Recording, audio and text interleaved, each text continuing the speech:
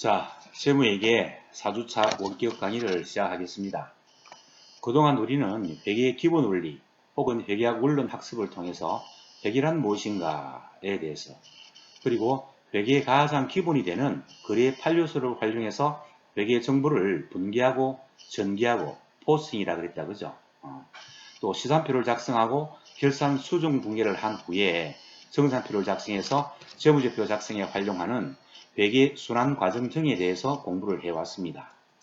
그리고 지난 시간엔 재무제표 작성의 기본 원리와 재무제표의 작성에 적용되는 일반 원칙과 재무제표의 종류, 5가지 주요 재무제표 중에서 가장 중요한 재무상태표와 포괄손익계산서의 구성은 어떻게 되어 있으며 실제 기업의 재무제표는 어떻게 재무정보의 이용자들에게 제공되는가 하는 그런 공시 사례 등을 살펴보았습니다.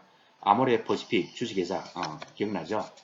자, 오늘은 교재 39페이지 제2장 재무회계의 기본 개념 그중 제1절 재무보고의 회계 기준을 통해서 왜 재무제표를 작성해야 하며 회계 처리는 왜 그렇게 해야 할까 라는 의문에 대해서 좀 더 심도 있는 회계적 사고의 함량을 위해 학습하도록 하겠습니다. 여러분, 지난번에도 말씀을 드렸지만 대학에서의 회계학 공부는 이러한 회계적 사고의 함량을 통해서 글로벌리즘, 즉 세계화, 정보화라는 급격하게 변화하는 경영 환경에 보다 적절한 회계 정보 처리를 하기 위한 회계 지식을 쌓고 회계적 판단을 하기 위한 과정입니다. 세계화 정보화 시대에는 시대의 흐름이나 경제적 환경에 따라 새로운 형태의 거래 내용이나 회계 정보가 발생될 수도 있고 될 수밖에 없습니다. 따라서 회계 관련 자격증을 취득하기 위한 학원 수업과는 차이가 날 수밖에 없죠.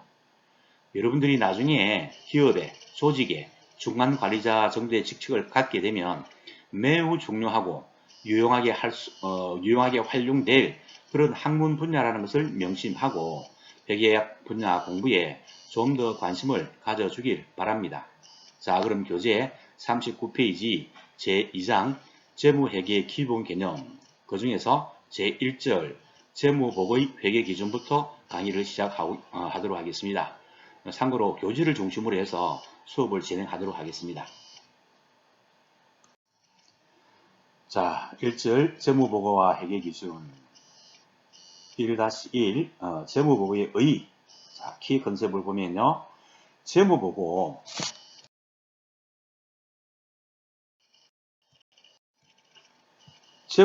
(Financial Reporting이란) 조직 외부의 의사결정자들에게 기업에 관한 정보를 제공하는 것이며 기업의 현재 시점의 재무적 건전성 및 미래의 전망을 개괄적으로 보여줄 수 있습니다.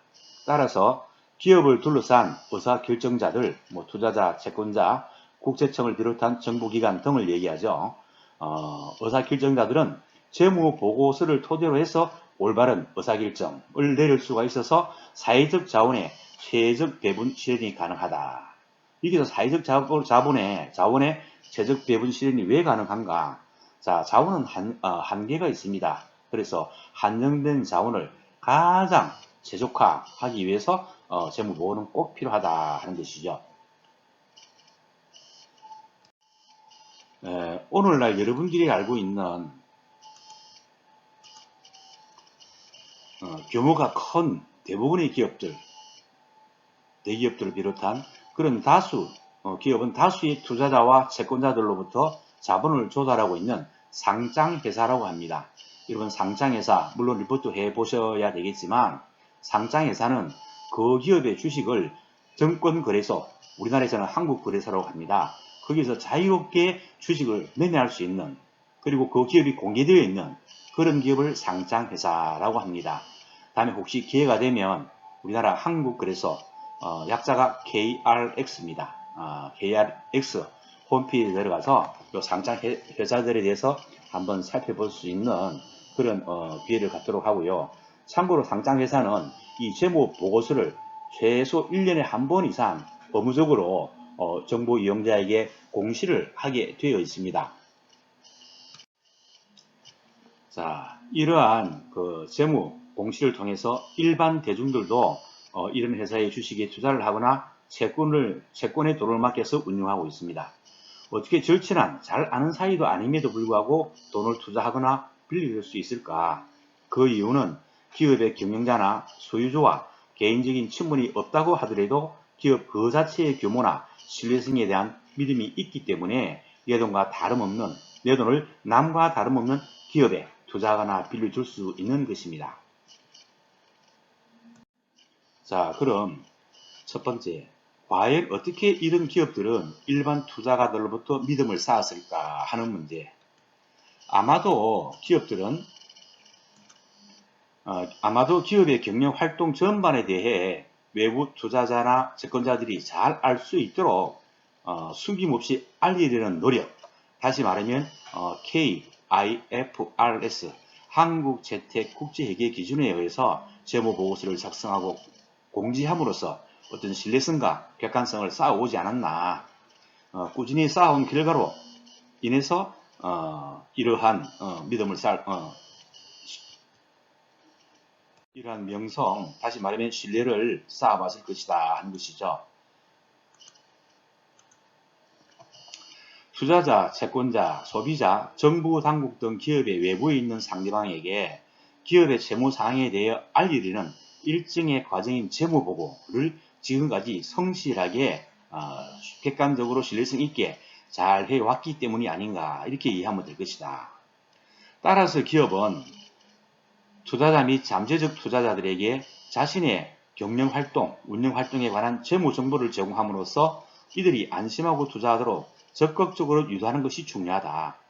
여기에 더해서 우리나라를 비롯한 대부분의 국가 등 상장 회사들에게 신뢰할 만하고 완전한 재무정보를 제공하도록 하여 이해관계자들에게 보호하기 위한 제도적 장치를 마련하고 있다. 이와 같이 기업에 관한 정보를 조직 외부의 의사결정자들에게 제공하는 것을 재무보고라고 한다. 교재 40페이지입니다.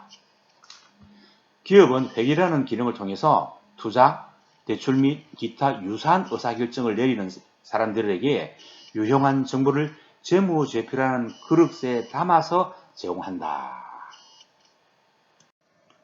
자, 그렇다면 이 재무제표라는 그릇에 담아야 될 내용은 어떤 것들인가 하는 문제. 자, 기업의 현재 시점에 재무적 건강 상태, 얼마나 안정성이 있고 튼튼한가, 또 미래의 전망을 개괄적으로 보여줄 수 있는 정보이다. 재무제표가. 이러한 정보를 통해서 투자자 및 채권자들이 그들이 보유한 경제적 희소자원, 한정된 자원, 그죠? 어디에 활용할 것인가 하는 그러한 의사결정을 하는데 활용을 할 수 있다. 자, 개인이나 단체, 기업들이 가지고 있는 한정된 자금을 어떻게 효율적으로 잘 운영해서 그 재무적 가치를 높여갈 수 있을 것인가. 그러한 재무적 의사결정을 할 적에 재무제표라는 것을 그 그릇의 내용들을 살펴보고 거기에 투자를 하거나 돈을 빌려준다 하는 얘기입니다. 이 점에서 재무보고의 목적을 한마디로 요약하면 의사결정의 유용성입니다. 결국 재무보고를 바탕으로 의사결정이 이루어진다면 어떤 산업과 기업들은 성장에 필요한 자금을 제공받는 반면에 그렇지 못한 산업과 기업들은 투자 자금을 보당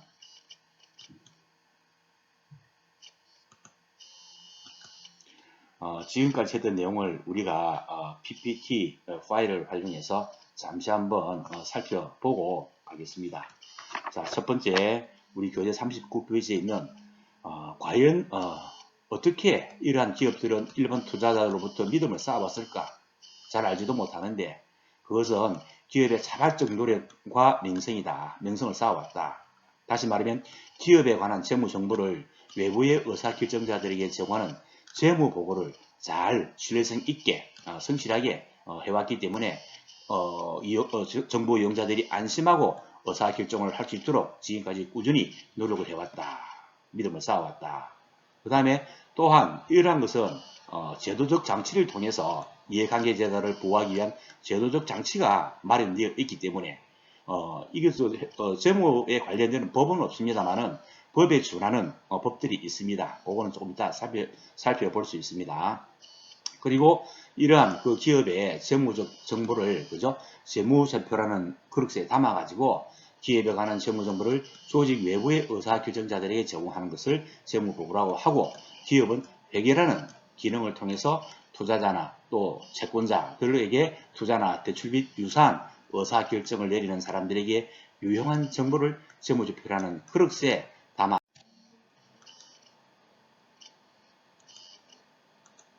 신호등을 지키지 않거나 신호등이 제대로 작동하지 않는다면 사회적으로 어떤 문제가 일어날까? 자, 그 기업에 대한 정보 부족 또는 부정확한 정보, 다시 말하면 분식 회계 정보를 마음대로 조작한 그런 정보는 잘못된 의사결정을 초래하게 됨으로 인해서, 예를 들면 투자자나 금융기관이 그에게 자금을 곧 도산할 기업에 지속적으로 잘못 투자하거나 대출하게 되면 자본시장이 마비가 되는 그러한 사회적 현상이 일어날 수 있다 하는 거. 다음에 그래서 교통신호등을 제대로 작동하게 하려면 어떻게 해야 되느냐. 교통신호를 제어하는 교통법규가 있듯이 재무보고와 관련된 가이드라인과 규제, 다시 말하면 공시 또는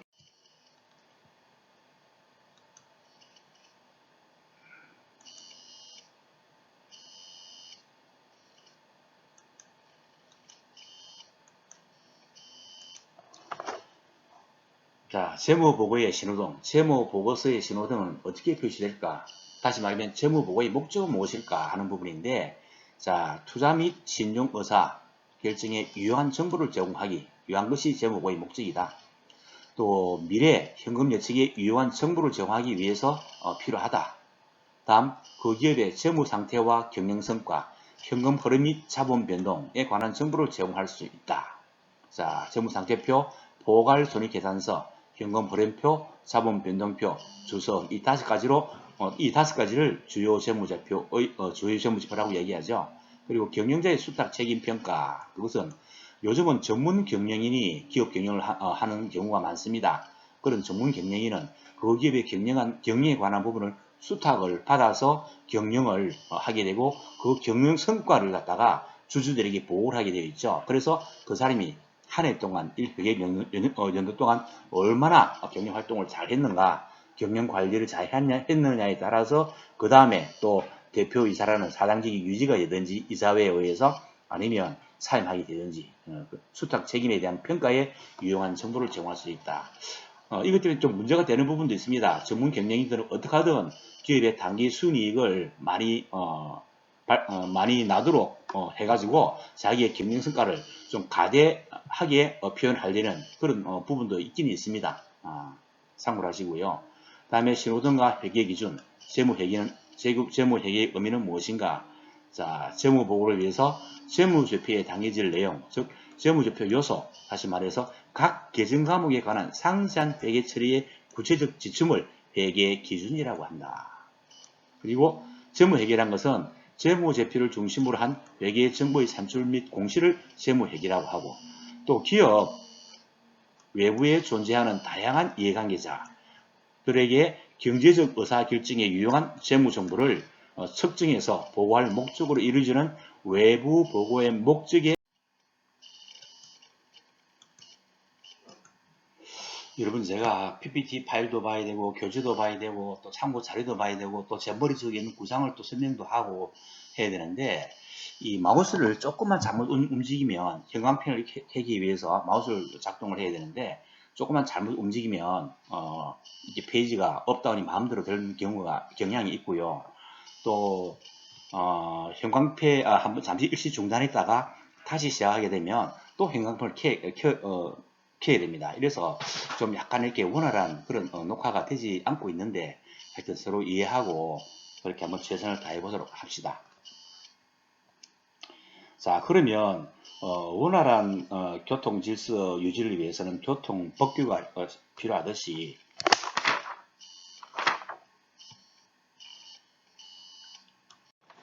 자, 여러분들 일단 교재 42페이지 1-2 회계원칙과 회계기준부터 다시 나가도록 하겠습니다.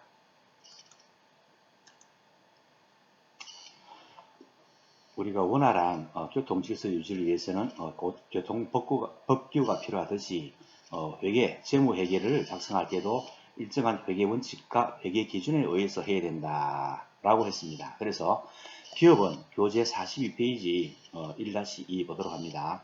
기업은 회계라는 기능을 통해서 투자, 대출 및 기타 유사한 경제적 의사결정에 유용한 정보를 재무제표라는 그릇에 담아서 제공한다라고 했고, 회계 정보를 담는 그릇으로 주요 재무지표 5가지 중에서 대표적인 것이 바로 재무상계표와 포괄손익계산서이고, 그에 대한 공부를 지난번에 했습니다. 그래서 그릇에 담겨질 내용물에 해당되는 재무제표 요소, 즉 각 계정 과목에 관한 상세한 회계 처리를 어떻게 해야 할지에 대한 구체적인 지침이 필요하고, 이를 회계원칙 또는 회계기준이라고 한다라고 했습니다. 자, 회계원칙과 일반적으로 인정된 회계원칙. 회계원칙은 경험 및 실무와 밀접한 관계를 가지면서 기업의 재무상태와 경영성과를 재무제표를 통하여 올바르게 나타내도록 하는 회계 처리 지침을 말합니다. 회계원칙, 일반적으로 인정된 회계원칙, 이런 것들은 이 점에서 진정한 순이익을 산출하는 데 기여할 수 있는 적절한 회계 처리 지침들을 모아놓은 것을 회계원칙의 성격으로 이해하면 됩니다. 다시 말합니다. 진정한 순이익을 산출하는 데, 진정한 순이익, 이 말에 좀 유의해야 됩니다. 진정한 순이익을 산출하는 데 기여할 수 있는 적절한 회계 처리 지침들을 모아놓은 것을 회계원칙의 성격으로 이해하면 된다. 따라서 회계원칙은 새로운 비즈니스 모델이나 회계 처리 문제가 발생하면 이를 해결하기 위한 방안을 모색하는 과정에서 끊임없이 진화하는 성격을 갖기도 합니다.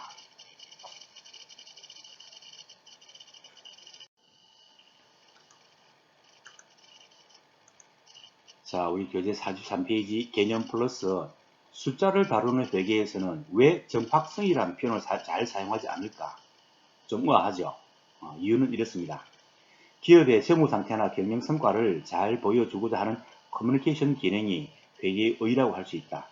만일 카메라, CT, MRI 등으로 촬영을 해서 보여준다면 정확성과 명확성이 회계 중심 개념이 될 것이다. 그러나 현실은 어떠한가? 화폐 단위로 재무 상태나 경영 성과를 측정해서 나타낼 수밖에 없기 때문에 소위 셀 수 없는 것만 보여주게 된다. 그러나 기업의 연구개발 역량이라든지 또 조직의 문화라든지 이러한 중요한 자원이 있음에도 불구하고 금액적으로 나타낼 수 없는 그런 한계가 있습니다. 예를 들면 기술력 같은 거 눈에 안 보이잖아, 그죠? 따라서 정확성을 추구하다기보다는 노력을 기울여 잘 보여주고자 하는 현실적인 대안을 회계 기준을 통해서 찾을 수밖에 없다 하는 겁니다. 다시 말하면, 자, 객관적 가치로 판단할 수 있는 부분도 분명히 있습니다. 화폐 단위로. 하지만 어떤 그 기업의 조직 문화라든지 또는 기술력이라든지 기타 마케팅 능력이라든지 눈에 보이지 않는 그 기업의 브랜드 가치라든지 이런 부분들. 자, 자원은 인적 자원과 물적 자원이 있습니다.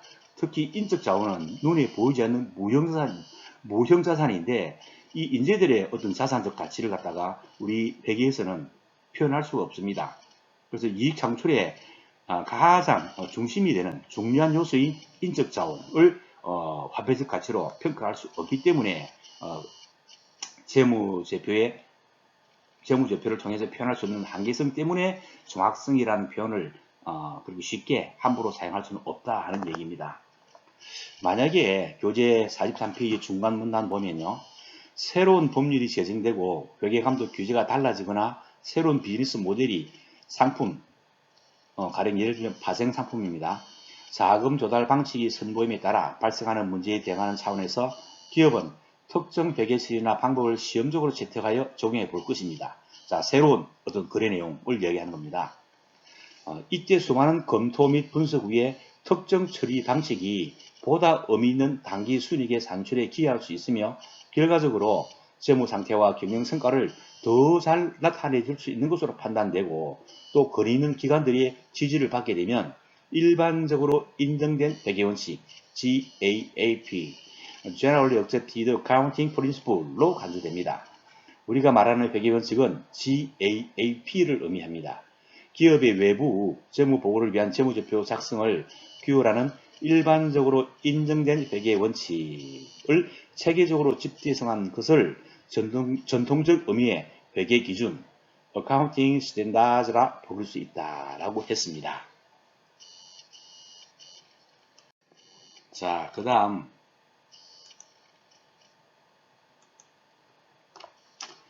진정한 단기 순이익을 지향하는 일반적으로 인정된 회계원칙은 과연 존재하고 가능할 것인가? 일반적으로 인정된 회계 원칙이 진정한 당기 수익을 표현할 수 있을 것인가 하는 문제. 현실적으로는 한계가 존재하기 때문에 최대한 지향할 수는 있지만 100% 진정한 당기 순이익을 표현할 수는 없다 하는 것이 우리 재무회계의 한계점이다 하는 것을 설명한 겁니다. 다음 44페이지 보겠습니다. 자, 우리 44페이지 맨 위에 줄 보면 모범 답안처럼 당기 순이익의 산출을 위해서 만약에 감가상각비를 계산할 때 적용한 내용연수, 기계장치의 어떤 수명 같은 걸 얘기합니다. 내용연수, 그리고 잔존가치 등이 정확하게 표현이 돼야 되는데 과연 가능한가? 꼭 그렇지는 못하다는 얘기입니다. 예를 들어서 어떤 기업에서 기계장치를 구입해서 사용하고 있는데 그 기계의 법적인 수명, 내용연수는 10년입니다. 그런데 요즘은 기술력이 워낙 빠르게 발전되기 때문에 이 기기를 한 5년 동안 썼는데 이미 너무나 진부화되어 가지고 사용할 수 없게 되었다. 그래서 처분을 해야 된다. 예, 그렇게 10년 정도 쓸 수 있는 그런 기기 장치를 5년 만에 처분을 해야 되는데 그러면은 그 기기의 상부상 가치, 다시 말하면 기기의 구입 가격에서 감가상각비라는 비용으로 처리하고 남아있는 잔존 가치, 기기 장치 잔존 가치가 우리가 처분을 했을 때 시장 가치와 일치가 될 수 있느냐 하는 문제. 현실적으로는 매우 어렵다는 얘기입니다. 그런 부분들을 설명해 놓은 것입니다. 자, 44페이지 3. 과연 그렇다면 회계가 직면한 한계를 어떻게 극복했을까요? 하는 문제입니다.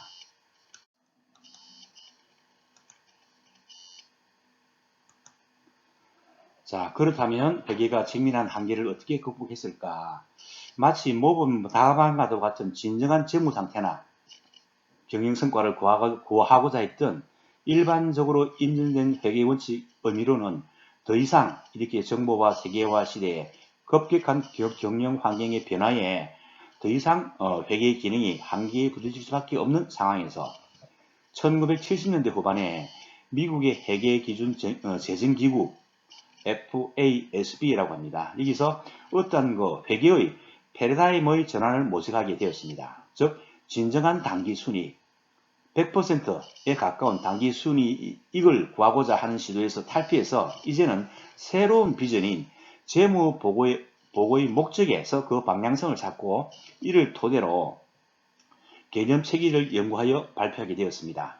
모범 답안과 같은 진정한 당기 순이익으로 대변되는 회계 원칙의 지향점을 의사결정에 유용한 재무정보 제공이라는 새로운 시각과 차원에서 접근하게 되었습니다. 이같이 상대적으로 의사결정에 유효한 회계 정보를 추구한다는 점에서 현실적 한계를 극복하면서 어떤 재무회계의 목적 적합성 또는 표현 충실성 등의 질적 특성을 모색하게 되었습니다.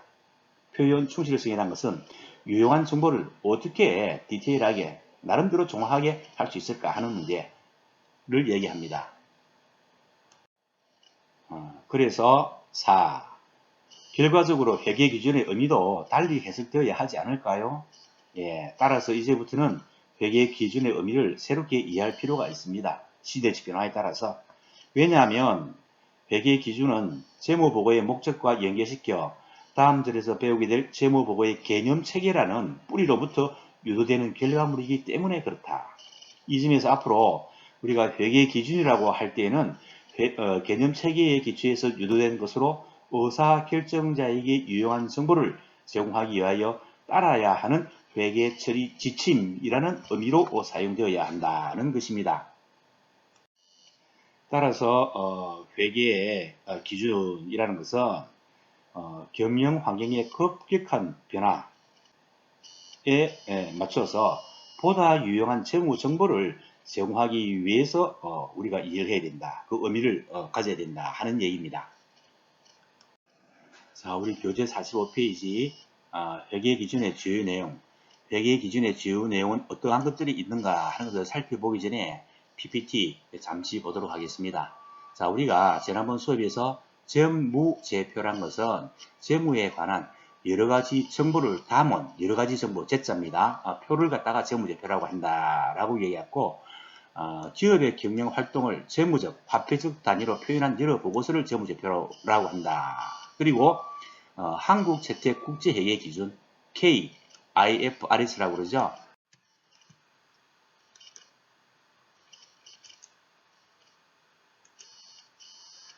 자, 세무제표 작성과 회계 기준의 역할. 자, 회계 기준에 따라서 세무제표의 종류도 달라진다는 거. 자, 우리나라 회계 기준은 사문화되어 있습니다. 제가 간단하게 설명을 드리겠습니다. 상장기업, 그 기업의 주식을 한국거래소라는 주식거래시장에서 자유롭게 매매를 할 수 있도록 오픈되어 있는 회사, 장에다가 자기 주식을 내놓은 회사, 상장기업이라 그러고, 이는 대부분 규모가 큰 회사들입니다. 이런 대규모 대기업들은요, 한국이 채택한 국제회계기준, 다시 말하면 KIFRS를 반드시 의무적으로 적용해야 됩니다.